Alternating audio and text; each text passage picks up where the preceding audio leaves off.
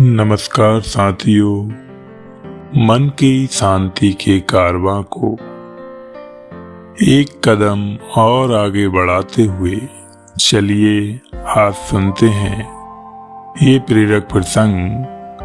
फर्ज।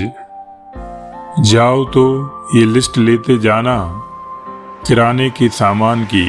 सुधा ने नवीन को एक लिस्ट हाथ में थमाते हुए कहा, पापा मेरी चॉकलेट। बेटा भी लाड़ में बोला, पापा मेरे लिए अंकल चिप्स। छोटी सी आराधना ने भी अपनी पैंट हिलाते हुए हिटलाकर कहा, हाँ बेटा ले आऊंगा। नवीन ने पुचकारते हुए जवाब दिया, मगर नवीन के दिमाग में तो सुबह फोन पर बॉस से हुई बातचीत में कई शब्द गूंज रहे थे। नवीन बाबू इस बार भी आधी सैलरी ही मिलेगी, बैठे बिठाए जो मिले चुपचाप ले लो। सुधा। नवीन को दवा की पर्ची दे दी। माँ की आवाज सुनकर नवीन का ध्यान अचानक टूटा। जी माँ जी, पहले ही दे दी। उफ, ये बीमारी कोरोना कमर तोड़ दी हम प्राइवेट कंपनी वर्कर की। उस पर ये लॉकडाउन हर बार बढ़ जाता है। अब आधी सैलरी में कैसे माँ की दवाई, किराने वाले का महीने का राशन के पैसे, मकान का किराया, दूध वाले का पैसा, क्या क्या दूं, क्या रखूं। नवीन मन ही मन बुदबुदाने लगा। उस पर 4 महीने पहले नई स्कूटी ली थी। सोचा था सुधा और बच्चों को स्कूल छोड़ने को काम आएगी। अब EMI सोच सोचकर मन चिंता में डूब रहा था। ऐसी अनेकों परेशानियों को सोचते हुए नवीन राशन लेने बाहर निकल पड़ा। अभी कुछ दूरी पर ही पहुंचा था कि स्कूटी की पीछे से टी टी की आवाज सुनाई दी। मुड़कर देखा तो सुधा थी स्कूटी पर।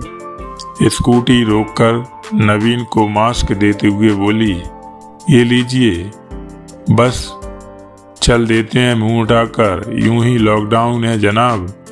और ये भी लीजिए। पर्स से पैसे निकाल कर देते हुए बोली, तो हमारे ये इतने पैसे तुम्हारे पास कैसे?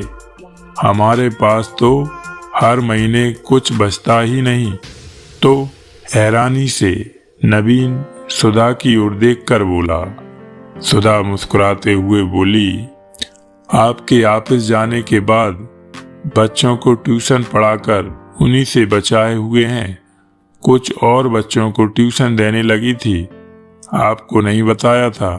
सोचा था कभी इमरजेंसी में काम आएंगे, सबके सामने नहीं देना चाहती थी, इसलिए पीछे पीछे चली आई। चेहरे पर हल्की मुस्कान लाकर सुधा ने जवाब दिया, तुम बिल्कुल माँ की तरह मेरी हर परेशानियों को चेहरे पर से पढ़ लेती हो। चैन की सांस लेते हुए नवीन ने मुंह से निकाला, हाँ माँ ही तो हूँ, मगर तुम्हारी नहीं, तुम्हारे बच्चों की। सुधा मुस्कुराई, बस एक पत्नी का फर्ज निभा रही हूँ।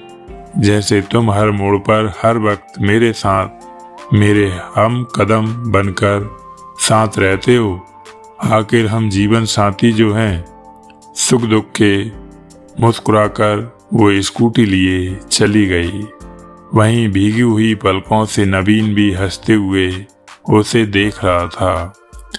महिलाओं को परिवार की कई बड़ी जिम्मेदारियां निभाना पड़ती हैं। उन्हें बचत से लेकर भोजन, स्वास्थ्य, रिश्तेदार, बच्चों की पढ़ाई सब कुछ देखना पड़ता है। ऐसे में उन्हें शुरू से ही बचत की आदत डालनी चाहिए। छात्राओं में बचत की लगन सबसे अधिक होती है। वे स्कूल टाइम से ही बचत करने लगती हैं। गृहिणी बनने पर घर संभालती हैं तो बचत करके रखती हैं। यही बचत बुरे समय में काम आती है। धन्य हमारी मातृशक्ति तथा पूजनीय है उनका समाज तथा परिवार में योगदान। तो साथियों, आज का मन की शांति का कारवां यहीं समाप्त करता हूँ। आशा करता हूँ कि ये प्रेरक प्रसंग आपके जीवन में एक नई दिशा, नया परिवर्तन लेकर आएंगे। कल फिर मिलेंगे एक अगले प्रेरक प्रसंग के साथ। तब तक के लिए जय सिया राम, जय श्री कृष्ण, जय श्री राधे।